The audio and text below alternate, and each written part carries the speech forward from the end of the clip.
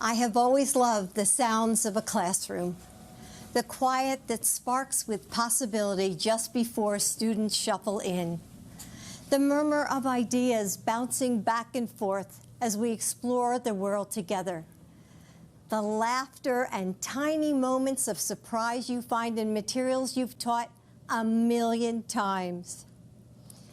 When I taught English here at Brandywine High School, I would spend my summer preparing for the school year about to start, filled with anticipation.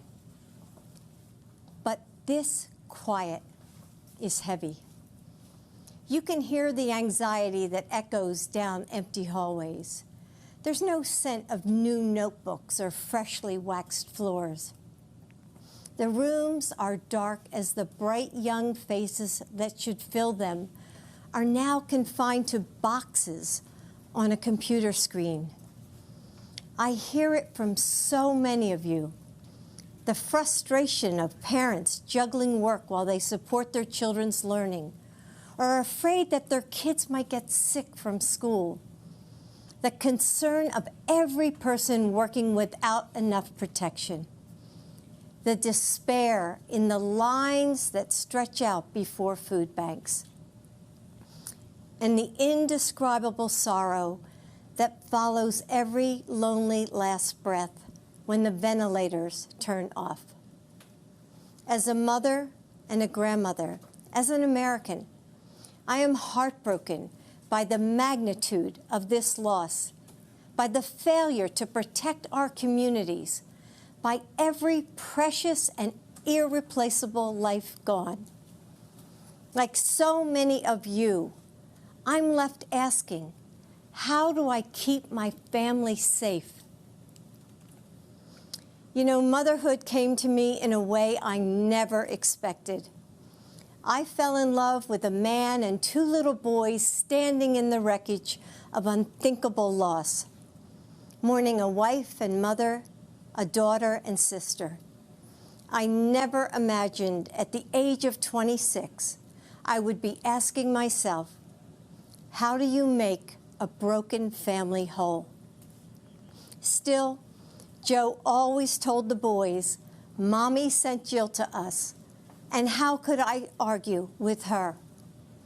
And so we figured it out together in those big moments that would go by too fast, Thanksgivings and state championships, birthdays and weddings, in the mundane ones that we didn't even know were shaping our lives.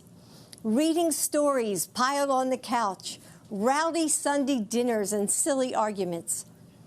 Listening to the faint sounds of laughter that would float downstairs as Joe put the kids to bed every night, while I studied for grad school or graded papers under the pale yellow kitchen lamp, the dinner dishes waiting in the sink.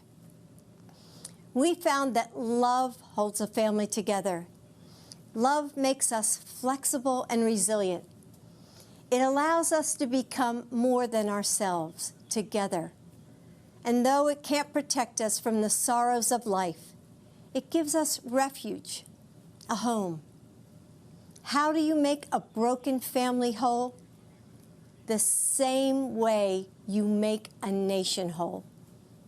With love and understanding, and with small acts of kindness, with bravery, with unwavering faith.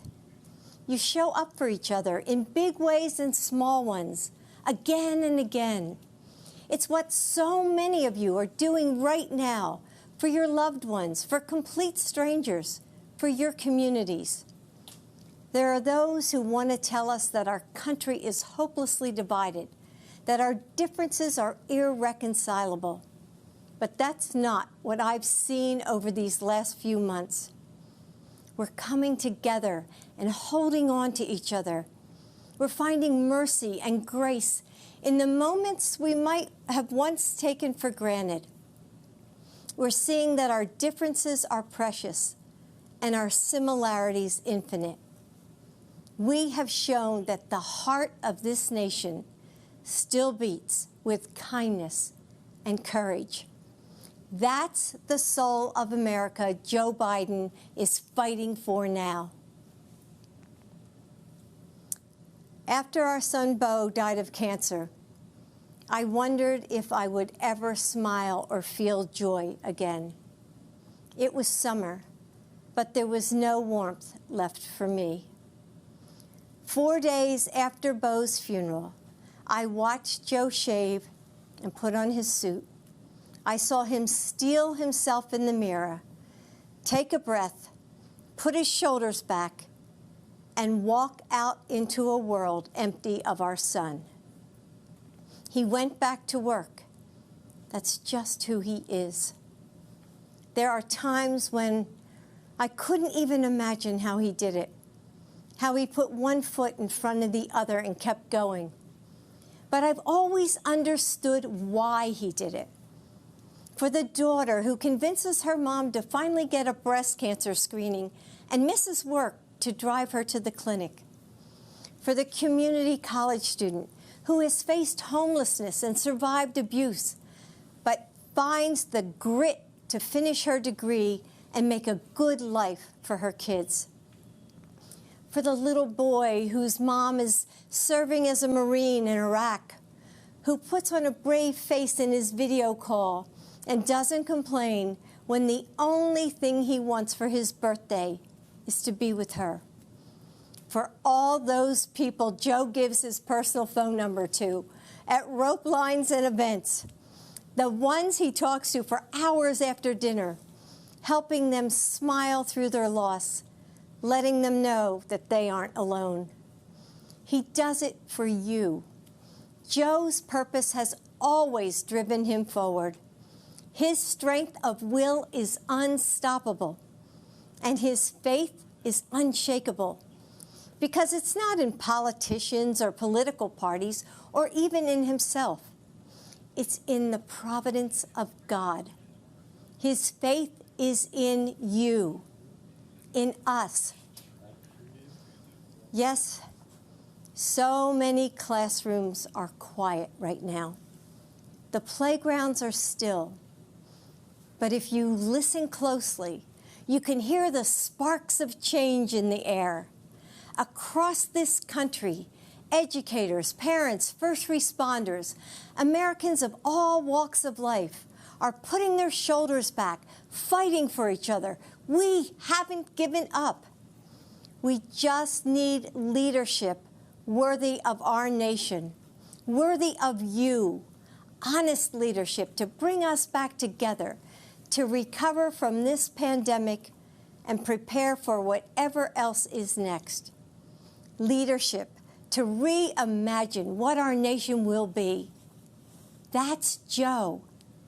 He and Kamala will work as hard as you do every day to make this nation better. And if I have the honor of serving as your First Lady, I will too. And with Joe as president, these classrooms will ring out with laughter and possibility once again. The burdens we carry are heavy, and we need someone with strong shoulders. I know that if we entrust this nation to Joe, he will do for your family what he did for ours. Bring us together and make us whole. Carry us forward in our time of need. Keep the promise of America for all of us. Great job. God, I love it. How are you? Hey, everyone. I'm Joe Biden's husband. As you heard tonight, excuse me, you can see why she's the love of my life and the rock of our family. She never gives herself much credit. But the truth is, she's the strongest person I know. She's a backbone like a ramrod. She loves fiercely, cares deeply. Nothing stops her when she sets her mind to getting something right. And you know, for all of you out there across the country, just think of your favorite educator who gave you the confidence to believe in yourself. That's the kind of First Lady, this Jill Biden will be. God love you. So go to joebiden.com to join our campaign. Thank you all for watching. I'll see you soon. Thank you.